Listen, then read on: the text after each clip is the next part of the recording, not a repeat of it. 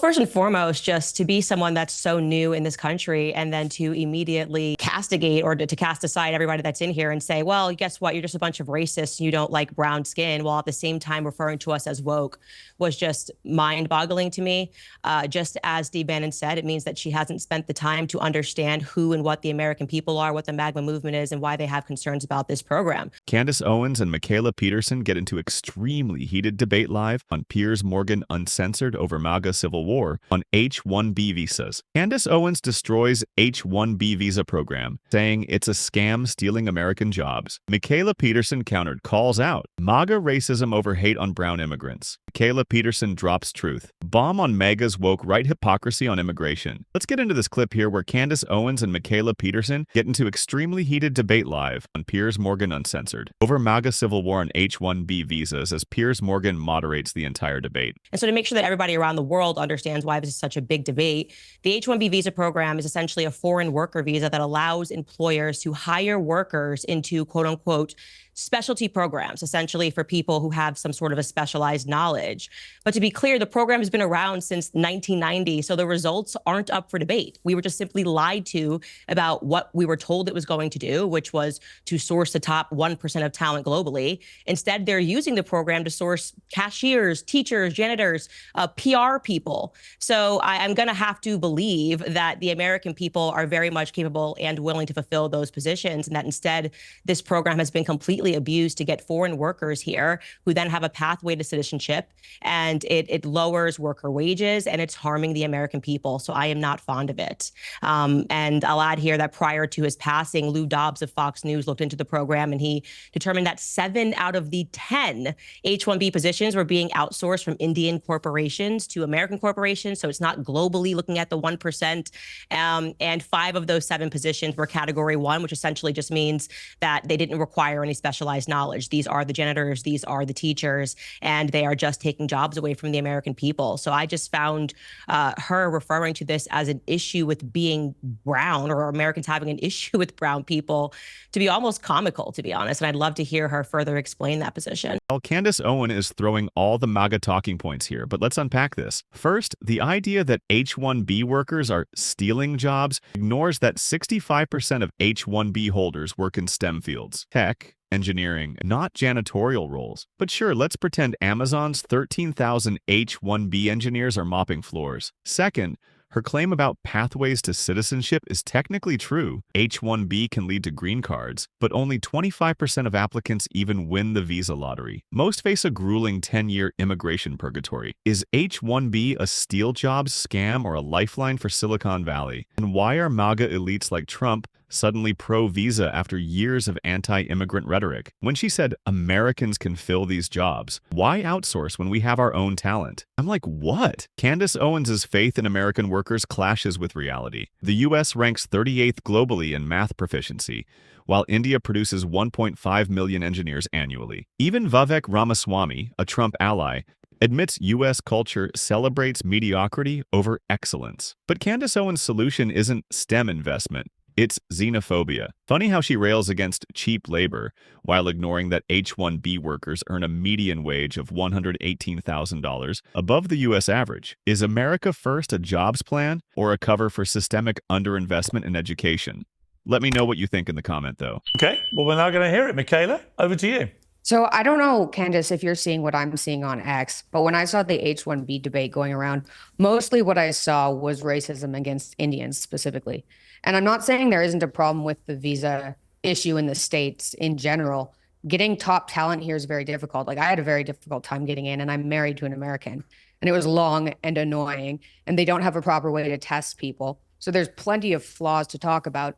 But I think right before the inauguration, having conservatives argue amongst ourselves about an H-1B visa issue when we have an open border is silly, especially when it does kind of dredge up what I called the woke right on X. And I know you've scoffed at the term the woke right, but it encompasses these people that are focused on anti-Semitism, Jews, and they're pro-America, but their idea of America is this white America, similar to, I guess, what everyone's been arguing about for the last 200 years whenever anybody new comes into the country.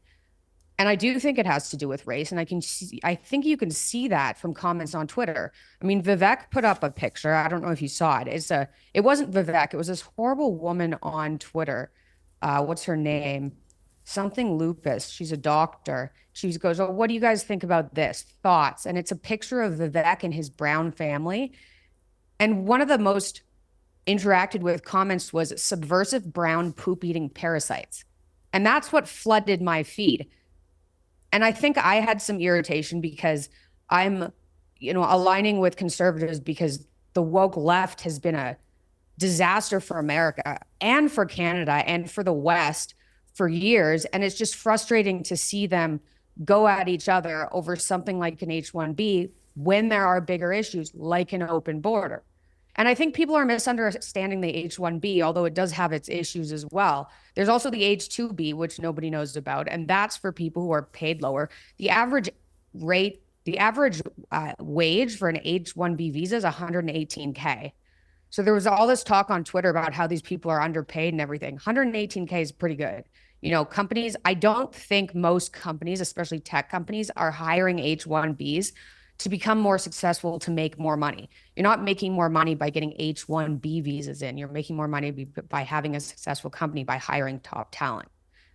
So I don't think we're completely not aligned entirely, because I agree the visa process in America is ridiculous. And it doesn't test people, like I said, properly. But I think it's silly to fracture the Conservative Party by arguing about 85,000 H-1B visas when we have an open border. And I don't like the racism.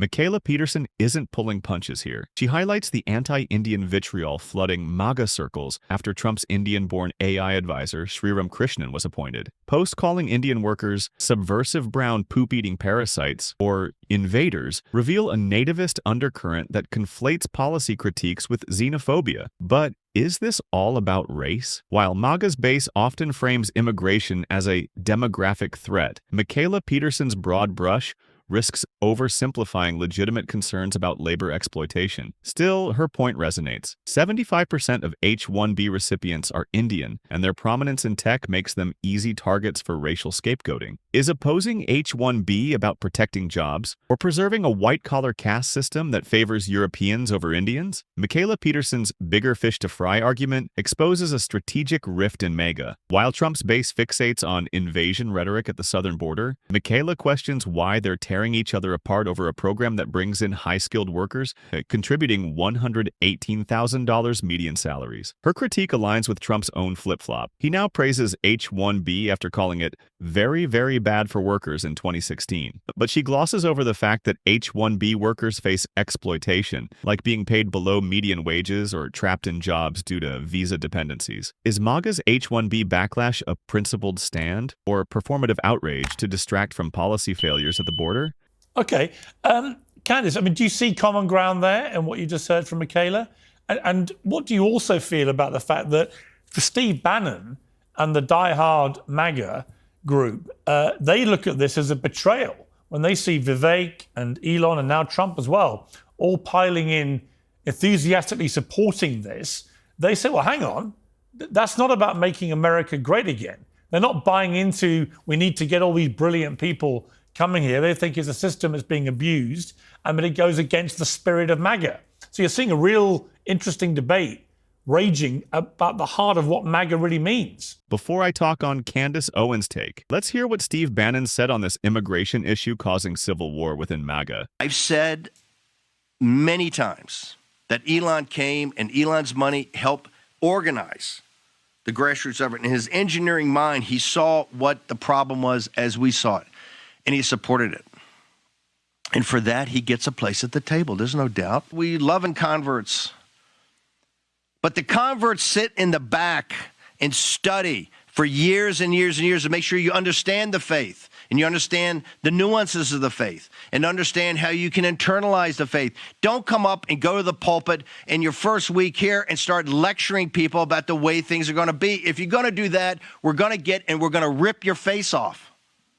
Wow. I think Steve Bannon fully has his finger on the pulse there, so he's completely right. And just to respond to the point about seeing racist comments on Twitter, I've heard this argument a lot of times from people where they'll suddenly pretend that if you take a position of something and they can find a racist comment beneath it, then you're on the side of the racist. That's not what I'm doing. That's just called well, I'm just saying that literally since the day that I started my accounts on Instagram, I've been called the N-word from left and the right. It's just welcome to the internet. Doesn't mean that these are the positions that are represented. In fact, this conversation that we're having is something that I would almost refer to as MAGA 101. This is like a freshman year class in MAGA college. I've been hearing this debate, have spoken about this debate on stage. I mean, I've spoken at more than 100 universities. And to be frank with you, because I came over from the left, when I first got into this movement, I thought the same thing. I thought, okay, well, I don't understand what the issue is if it's legal migration. But I then listened to people and I wanted to understand where people were coming from. And I opened my mind to what they were saying and realized that they were very much correct. And I think that's sort of where you get into trouble with the MAGA movement, when you just instantly sweep away and condemn everyone and say, well, some people were saying racist stuff about Indians, and so this entire argument now is based on racism. It simply isn't. Vivek, I personally stumped for Vivek. So if you think that I'm going to be on board with people being racist for him, when I went on the ground with him all throughout Iowa when he was running for president, of course not. I'm also brown myself, but I understand that this has nothing to do with the merits of the arguments that are being presented here. And it is just a fact that the H-1B visa, the majority of the people that are coming into this country are not coming in with any extraordinary skills, are not coming in because they're a part of the 1%. It is being completely abused and jobs are being taken away from the American people. Now, Piers, to your point about the MAGA rift, I'm glad to see it. I very much agree with Steve Bannon. I mean, the last estimate that was done, by the way, and this speaks to Mikhaila, you saying it's just 85,000 people that are allowed annually. Well, the last estimate that was done in 2019 approximated that 600,000 foreign nationals were here on this visa program, all of them being provided with a pathway to citizenship that doesn't include in 2 years. You can then get out of that program and become a permanent resident.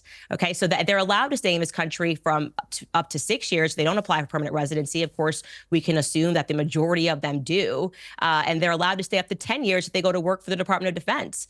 Again, all of these applicants have a pathway to citizenship. So you just imagine you're like, yeah, I just went to work in America as a teacher for a couple of years and I became a citizen, or as a janitor for a couple of years and I became a citizen.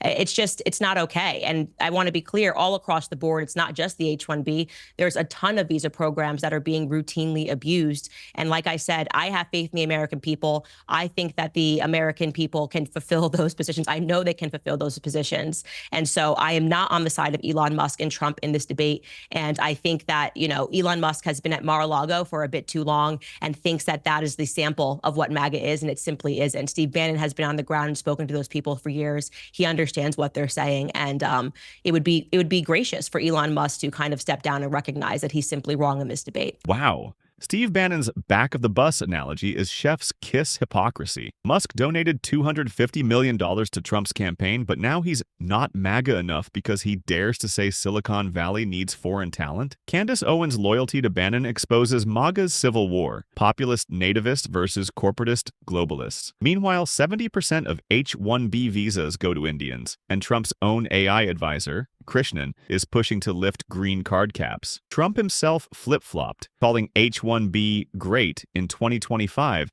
after vowing to end it in 2016. Consistency? Never heard of her. The MAGA movement is having an identity crisis. Do they want to win economically or cling to nativist purity? Is MAGA a movement or a cult that eats its own leaders? Is MAGA's anti-H-1B stance economic nationalism or just performative racism against Indians? Candace Owens is weaponizing MAGA's anti-globalist populism here, but let's dissect her numbers. She claims H-1B workers are taking janitorial roles, yet 65% of H-1B visas in 2024 went to tech giants like Amazon and Tesla for engineers and developers. Her 600,000 foreign workers stat from 2019 includes renewals and transfers, not new hires, and ignores that 85,000 new visas annually barely dent a U.S. workforce of 168 million million. But sure, let's pretend Silicon Valley's coding jobs are being stolen by foreign janitors. Is Owens exposing corporate greed or peddling nativist myths? She talked about how H-1B is a backdoor to citizenship for low-skilled workers, and janitors shouldn't get green cards. Candace Owens's pathway argument is half-truth theater. Yes, H-1B can lead to green cards, but only 25% of applicants win the visa lottery, and wait times for Indians exceed 20 years due to per-country caps. Meanwhile, Trump's own AI advisor, Sriram Krishnan, an Indian immigrant, advocates lifting green card caps to retain talent. Owens's selective outrage ignores that MAGA's Project 2025 blueprint also prioritizes skilled immigrants, just like H-1B. Is MAGA's H-1B backlash about protecting jobs or preserving a white-collar caste system? Let me know in the comment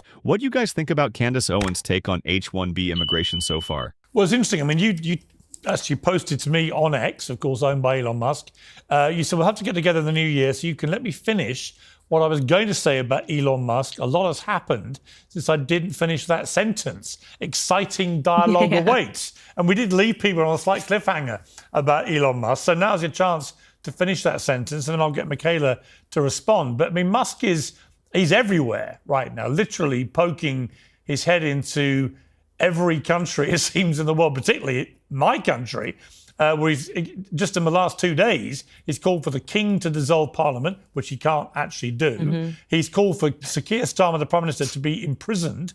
He's hammered a previous Prime Minister, Gordon Brown. He's called another senior member of the cabinet here, an evil woman, Jess Phillips, who's been waging a rape genocide apology tour, I think is how he put it. I mean, this is inflammatory, incendiary stuff. What do you think his game plan is here? Well, that was what I was going to say to you. And for people that haven't watched it, we were able to sit down and speak about a variety of issues, but we did disagree on Elon Musk. You said that he was a superhero, and I didn't say that he hadn't done superheroic things. You know, I thought that he was going to rescue speech on X. Even that's up for debate now, given the H-1B visa debate. But I was never keen on him essentially buying a seat at the table, which is what he's done, because we don't know what Elon Musk believes. You know, I am a Christian conservative. Elon Musk, of course, is going to be at odds with me and my beliefs because he wants to put brain chips in people's minds. He wants to go to Mars. You know, these things conflict with me theologically. You know, I think he's a transhumanist. What are his perspectives on marriage? He's had how many different women? I think he has up to 13 different children. What is Elon Musk's endgame? And we have not seen people interview him fairly. They're either incredibly hostile to him, like you saw with Don Lemon, or they're too friendly to him, and which they just see him as a superhero. And I would actually like to see someone sit down and flesh out what Elon Musk actually believes. What is his goal? What is he trying to contribute? Because I don't think you can say that you are a conservative if you are not ultimately trying to conserve the nuclear family unit. And I don't think that he's trying to do any of those things. And so we're now seeing that, okay, maybe this is about AI for him. Maybe this is about data collection for him. Maybe this is about him wanting to be the first person and getting a leg into federal governments so that he can do things that are on a larger scale in terms of artificial intelligence. I don't know the answer to that. And not knowing the answer to that made me uncomfortable when people did what we always speak against, which is essentially turn him into a celebrity, that worship him like he's Taylor Swift, and think that because he's got tons of money and bought X, that he's now suddenly allowed to direct us on politics. I just am not into celebrity worship culture. Oh, Candace Owens' theological critique of Musk is wild. Yes, Musk's transhumanist fantasies clash with Christian conservatism, but MAGA's love affair with him was always transactional. He bankrolled Trump's campaign and rescued free speech on X. Now that he's pushing policies that threaten MAGA's nativist base, they're tossing him under the bus. The real question, is MAGA a political movement or a cult that eats its own? Is Elon Musk a free speech hero or a Trojan horse for corporate globalization? And why does Trump support him only when it's convenient? Mikhaila, interestingly, Elon Musk began following you on X just 3 days ago. And that happened after you complained that you thought YouTube was trying to shadow ban your father Jordan's interview with Tommy Robinson, very controversial figure over here in the UK. What did you think when Elon began following you? I mean, I'm an Elon fan, so I kind of had a bit of a fangirl moment. And I'm not a fan of celebrity culture, like Candace said, either. I don't usually follow that stuff, but I appreciate what Elon's doing. And I think it's totally fair if you're trying to give the world internet and doing what he's doing for the better of civilization, which I totally believe, that he has a seat at the table. He's also brilliant. So maybe some people don't understand what they're doing, but maybe it's an IQ difference thing. Mikhaila Peterson's defense of Musk, former H-1B holder now leading Trump's DOGE initiative, highlights MAGA's cognitive dissonance. While Bannon warns Musk to sit in the back of the MAGA bus, Trump himself praises H-1B as great, despite earlier vows to scrap it. Mikhaila Peterson's stance reflects a generational divide. Younger conservatives, like her, prioritize innovation and global talent, while old guard MAGA clings to nativist purity. Yet her admiration for Musk ignores his role in laying off 78,572 U.S. tech workers in 2024, while hiring H-1B engineers. Is Musk a visionary or a corporate opportunist exploiting MAGA's civil war? This debate isn't about visas. It's about who gets to define American greatness. Is it the tech billionaires who want open talent pipelines? The nativists who fear demographic change? Or the workers caught in the crossfire? Until MAGA reconciles its love for Trump's pro-H-1B advisors and its base's xenophobia, this civil war will rage on. Drop your take in the comment. Is H-1B a necessary evil for U.S. dominance or a betrayal of American workers? And who's the bigger threat, woke elites or MAGA hypocrites? Anyways, let me know in the comment what you guys think about Candace Owens and Mikhaila Peterson heated debate live on Piers Morgan Uncensored.